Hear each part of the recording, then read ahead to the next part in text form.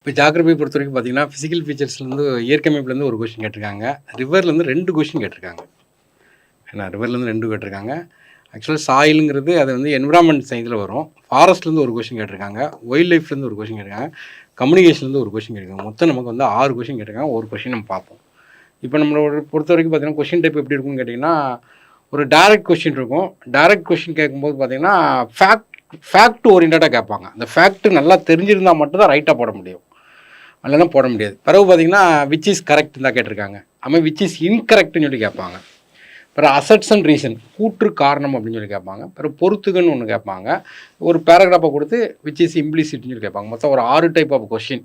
Test practice பண்ணிகிட்டே இருக்கணும். அப்போ தான் நமக்கு வந்து கேர்லெஸ் மிஸ்டேக் நம்ம அவாய்ட் பண்ணுறதுக்கு பெஸ்ட்டு வே வந்து டெஸ்ட் ப்ராக்டிஸ் தான். இப்போ இதில் என்ன சொல்கிறாங்க கேட்டிங்கன்னா, ராஜஸ்தான் சமவெளிங்கிறது ஆரவல்லி மலைத்தொடருக்கு மேற்கில் அமைந்துள்ளதுங்காங்க. இது ரைட் ஆக்சுவலாக. இப்போ இந்தியாவுடைய மேப் எடுத்துட்டிங்கன்னா ஆரவல்லி மலைத்தொடர் இருக்கும். அதுக்கு இந்த மேற்கு இது வந்து ஈஸ்ட்டு, இது வெஸ்ட்டு. அங்கே தான் நமக்கு என்னென்னு கேட்டிங்கன்னா ஆரவல்லி மலைத்தொடர் இருக்கும். அதை நம்ம பார்ப்போம் மேப் ஓரியன்டேஷனாக. அப்புறம் மேப்பாக நம்ம எல்லாத்தையும் படிக்கணும். பஞ்சாப் ஹரியானா ஆக்சுவலாக இது வந்து பிளெயின்ஸ், நார்தர்ன் பிளெயின்ஸ் வச்சு ஒரு கொஸ்டின் கேட்டிருக்காங்க. ஸ்கூல் புக்கில் அப்படியே கொடுத்துருக்கான். பஞ்சாப் ஹரியானா சமவெளி இந்தியாவில் இருந்து வடகிழக்கே அமைந்துள்ளது. இந்த சைடு வரும் வடகிழக்கே. இதுவும் right.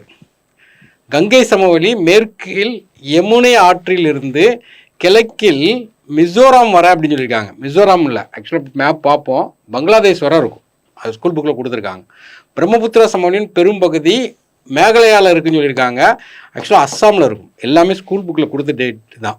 10th ஜியாகிரஃபியில் page number 144 to 145 கொடுக்காங்க. ராஜஸ்தான் சமவெளி அப்படியே இந்த லைனை எடுத்திருக்காங்க பாருங்கள். ஆரவல்லி மலைத்தொடருக்கு மேற்கில் அமைந்துள்ளது. முடிஞ்சு போச்சு. அந்த கொஸ்டின் அப்படியே நமக்கு எடுத்துருக்காங்க மேற்கில்னு. ரெண்டாவது பஞ்சாப் ஹரியானா சமவெளி வந்து அதே கொஸ்டின் தான். வடகிழக்கில் அமைந்துள்ளதுன்னு அந்த டைரக்ஷன் அப்படியே எடுத்திருக்காங்க. நெக்ஸ்ட் பார்த்தீங்கன்னா கங்கை சமவெளி யமுனை ஆற்றிலிருந்து வங்காளதேசம் வரைக்கும் இருக்குன்னு சொல்லியிருக்காங்க. இப்போ தப்பாக கொடுத்துருக்க ஸ்டேட்மெண்ட். பிரம்மபுத்திரா அஸ்ஸாமில் தான் ஃபுல்லாக இருக்குன்னு சொல்லி கொடுத்துருக்காங்க. இப்போ இதே ஸ்கூல் புக்கில் உள்ளது தான். மேப் நாலேஜ் ஜியாகிரபினாவே மேப் நாலேஜ் படிக்கணும். நார்தர்ன் பிளேனுடைய படம் தான் இந்த படம். ஆக்சுவலாக பார்த்தீங்கன்னா ஆரவல்லி மலைத்தொடருங்கிறது இந்த இடத்துல வரும். அப்போது மேற்கில் அதுக்கு மேற்கே ராஜஸ்தான் பிளெயின், வடகிழக்கு பார்த்தீங்கன்னா பஞ்சாப் ஹரியானா பிளெயின், பிறகு அப்பர் கங்கா, மிடில் கங்கா, லோயர் கங்கான்னு இருக்கும். அப்போ இதுதான் இந்த பிளெயின். அப்போ அங்கேருந்து இங்கே வரைக்கும் இந்த பிளெயின் இருக்குது. நார்தர்ன் பிளெயினுடைய படங்கிறது இதுதான். நெக்ஸ்ட்டு பார்த்தீங்கன்னா ரிவரில் ஒரு கொஸ்டின். தீபகற்ப ஆர்வில், தீபகற்பனா தென்னிந்தியா. இப்போ இதான் தென்னிந்தியாங்கிறது, இதான் தென்னிந்தியா. தீபகற்ப ஆர்வில் இந்தியாவில் கிழக்கிலிருந்து மேற்கு நோக்கி போகும். தீபகற்பம் 2ஆக பிரிப்பாங்க. இது வந்து ஆக்சுவலாக கிழக்கு நோக்கி பாயக்கூடியது, இது மேற்கு நோக்கி பாயக்கூடியது.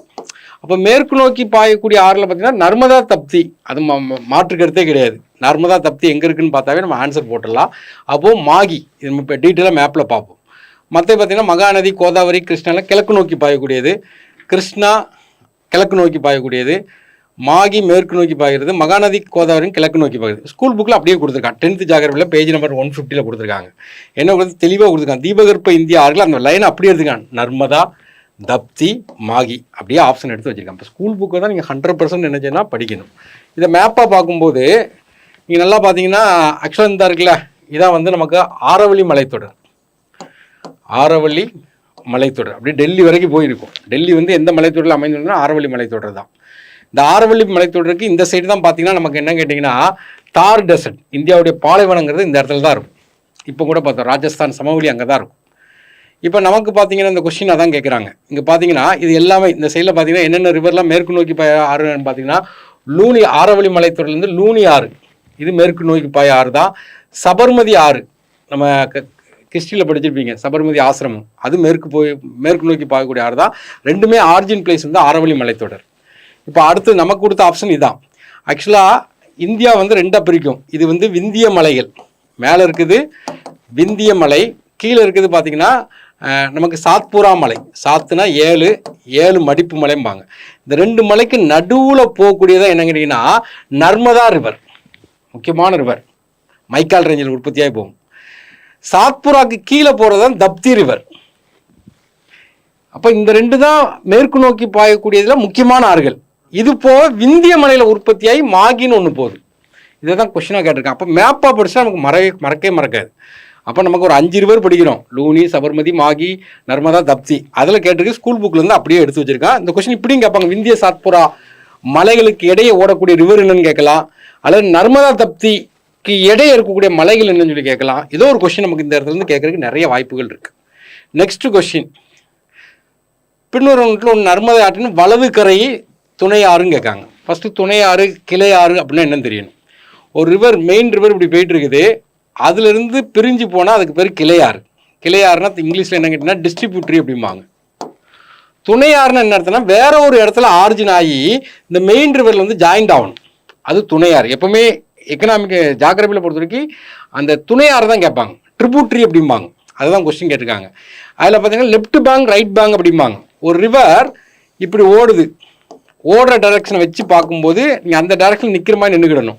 அப்போ உங்கள் இடது கையிலேருந்து வந்தால் அது லெஃப்ட் பேங்க், வலது புறத்துலேருந்து வந்தால் அது ரைட் பேங்க். இதை வச்சு தான் பேங்குங்கிற ஒரு கான்செப்டே வந்துச்சு. இப்போ லெஃப்ட் பேங்க் ரைட் பேங்க்னு நமக்கு என்னன்னு தெரியும். இப்போ ஸ்கூல் புக்கில் என்ன கேட்டுக்கன்னா இந்த இதை பற்றி கொடுத்துருக்கான், ஆனால் லெஃப்ட் பேங்க் ரைட் பேங்க்ங்கிறத கொடுக்கல. ஆனால் கொஞ்சம் டெப்த்தான கொஸ்டின் தான் இது. அவன் என்ன கொடுக்கான அரபிக்க, இது வந்து மேற்கு நோக்கி போய் ஆறுகளிலே மிக நீளமானது. ஓகே, அந்த என்ன ரிவர், நர்மதா ஆறு. நம்ம பார்த்தோம்ல இப்போ ஒரு 5 ரிவர் பார்த்தோம்னா நீளமான ரிவர் நர்மதா ரிவர் தான். அதில் என்ன சொல்கிறேன்னா அதனுடைய ட்ரிபியூட்டரியை கொடுக்குறான். துணையாறுகள் என்னெல்லாம் கொடுக்காம பாருங்க, பர்னா, ஹலூன், கெரன், பஞ்சர், தூதி, சக்கார், தாவா, கோலார். இதில் வந்து அவன் லெஃப்ட் பேங்க் ரைட் பேங்க் பிரித்து கொடுக்கல.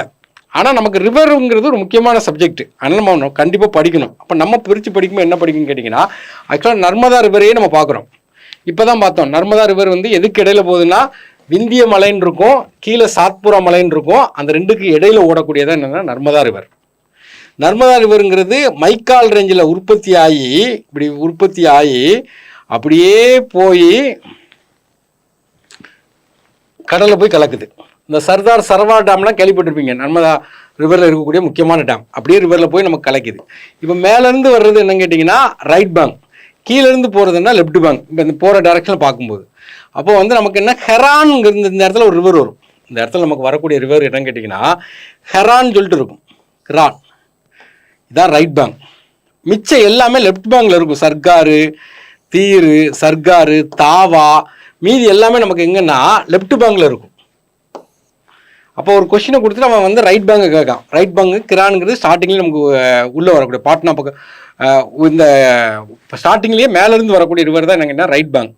லெஃப்ட் பேங்க்ங்கிறது கீழேருந்து வரக்கூடியது. இப்போ இதை தான் அவங்க கொஸ்டினாக கேட்டிருக்காங்க. இப்போ நீங்கள் பார்த்தீங்கன்னா தெரியும், கிரண் மேலேருந்து வருது, பர்னார், தவாலாம் கீழே உள்ளது. அப்போ ஒரு ரிவரை பொறுத்த வரைக்கும் படிக்கும்போது தெளிவாக நம்ம நினைஞ்சிடணும் லெஃப்ட் பேங்க் என்ன, ரைட் பேங்க் என்ன, எங்கே போய் கிடக்குது, அதில் உள்ள டேம் என்ன இருக்குது, எந்தெந்த ரிவர்னால எந்தெந்த மாநிலங்கள்லாம் பயன்பெறுது, எல்லாத்தையுமே நம்ம எந்த இடத்துல உற்பத்தி ஆகுது தெளிவாக படித்து வச்சுக்கிடணும். அடுத்தது வெண்மையான வண்டல் பாறை அடுக்குகளில் துளைகளில் உள்ள வாயுவின் பெயர் சேல் வாயு. இது என்விரான்மெண்ட் சயின்ஸில் வரக்கூடியது. நம்ம இதில் வச்சிருக்காங்க 10th சயின்ஸில் 321 பக்கத்தில் இருக்குது. அப்படியே கொடுத்துருக்காங்க. சேல் எனப்படுவது பூமியின் அடிப்பரத்தில் அமைந்துள்ள சேறு மற்றும் தாதுக்கள் அடங்கிய மென்மையான பாறை அடுக்குகளை குறிப்பதாகும். அதான் கொடுக்குறான், மென்மையான வண்டல் பாறை அடுக்குலேருந்து வரக்கூடியது. இப்போ கொஸ்டின் அதில் உள்ளது தான். நெக்ஸ்ட் பார்த்தீங்கன்னா ஒரு 2 வாக்கியத்தை கொடுத்து ரெண்டுமே சரியாக தவறான்னு சொல்லி கேட்காங்க. இதெல்லாம் ஈஸியாக தான் கேட்பாங்க. டைரக்ட் கொஸ்டின் தான் கஷ்டமாக இருக்கும். கங்கை பிரம்மபுத்திரா டெல்டா பகுதியில் மிகப்பெரிய சதுப்பு நில காடுகள், வேர்ல்டுலேயே மிகப்பெரிய டெல்டான்னா கங்கை டெல்டா தான், கங்கை பிரம்மபுத்திரா டெல்டா தான். ரெண்டுமே சேர்ந்தே தான் நம்ம பார்ப்போம்.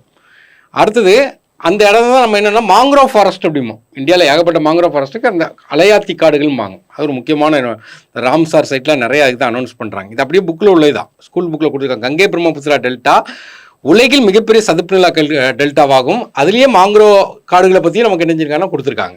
அப்போ ரெண்டுமே சரி. அப்போ நம்ம அந்த இது மேப் ஓரியன்டேஷன் பார்க்கும்போது ஆக்சுவலாக பார்த்தீங்கன்னா கங்கை ரிவர் வந்து உற்பத்தி ஆகி அப்படியே நமக்கு வந்து இந்த இடத்துல வரும். அதே மாதிரி பிரம்மபுத்திரா ரிவர் அப்படி உற்பத்தியாக ரெண்டும் சேர்ந்து தான் கடலை வந்து கலப்பாங்க. இந்த இடம் தான் பார்த்தீங்கன்னா மவுத் ஆஃப் கங்கா, அதாவது பெரிய அப்படியே இங்கே வரைக்கும் போகும். இப்போ அதான் கங்கை பிரம்மபுத்திரா டெல்டாம்பாங்க. இது தான் மவுத் ஆஃப் கங்காம்பாங்க. இது அப்படியே ரெண்டுமே கேட்ட கொஸ்டின்ஸ் தான், அப்படியே பார்க்குறோம். நெக்ஸ்ட்டு பார்த்தீங்கன்னா நமக்கு வந்து அந்த வைல்ட் லைஃப் சாங்சுரி வச்சு ஒரு கொஸ்டின் கேட்டிருக்காங்க. ஸ்கூல் புக்கில் பார்த்தீங்கன்னா 7th சோசியல் சயின்ஸில் பேஜ் நம்பர் 181, 182 அப்படியே கொடுத்துருக்காங்க. முதுமலை வனவலங்கு சரணம் தமிழ்நாட்டில் இருக்குது. காசிரங்காங்கிறது அஸ்ஸாம், சேர்த்து படிக்கணும். காசிரங்கா சொல்லும்போது அஸ்ஸாம் வந்துடணும். ரத்தம்பூர் ராஜஸ்தான், கான்கா, சுந்தரவனம், கிருபாரஸ்ட், பத்ரா, பெரியார், கார்பட் அப்படியே பொறுத்துட்டிங்கன்னா நமக்கு என்னெல்லாம் கேட்டாங்க, கிர்ரு குஜராத்து, அடுத்து பார்த்தா கார்பட் உத்தரகாண்டு, ராஜ்கீர் ஏன்னா ஜார்க்கண்டு, ரத்தம்பூர் ராஜஸ்தான் அப்படியே பொறுத்திட்டா நமக்கு என்னென்னா ஒரு கொஸ்டின் வந்து. நெக்ஸ்ட் பார்த்தீங்கன்னா இந்தியாவுடைய மின்னியல் தலைநகரம் எலக்ட்ரானிக் சிட்டி அப்படிம்பாங்க. 96 டெவலப் ஆச்சு. அவர் தேவகவுடா வந்து பிரைம் மினிஸ்டராக இருக்கும்போது இது டெவலப் ஆச்சு. புக்கில் அப்படியே கொடுத்துருக்கான், இந்தியாவின் மின்னியல் தலைநகரம்னு சொல்லிட்டு 10th ஜாகிரபியில் பேஜ் நம்பர் 193 கொடுத்துருக்கான். அப்போ நமக்கு வந்து இப்போ ஒரு குரூப் 4க்கு படிக்கிங்கன்னா ஸ்கூல் புக்கை தரவாக படிக்கணும் ஆஸ் பர் சிலபஸ். 3மே முக்கியம்தான். சிலபஸ் நல்லா உங்கள் வீட்டிலலாம் பார்த்தீங்கன்னா நல்லா சிலபஸை என்லார்ஜ் பண்ணி வச்சு நல்லா மனப்பாடம் பண்ணி நல்லா ஒட்டு எல்லா இடத்துலையுமே பார்க்குற சிலபஸ் பார்க்குற மாதிரி இருக்குது. ப்ரீவியஸ் இயர் கொஸ்டினை வயலேட் பண்ணக்கூடாது. ப்ரீவியஸ் இயர் கொஸ்டினை பார்த்தா தான் நமக்கு எந்த இடத்துல இம்பார்ட்டன்ட் கொடுக்காங்க நமக்கு தெரியும். டெஸ்ட் பேஜ் கண்டிப்பாக அட்டன் பண்ணணும். அப்போ தான் நம்ம கேர்லெஸ் மிஸ்டேக் குறையும். அதனால் தைரியமாக உட்காந்து படிங்க, கண்டிப்பாக வேலை கிடைக்கும். வாழ்த்துக்கள்.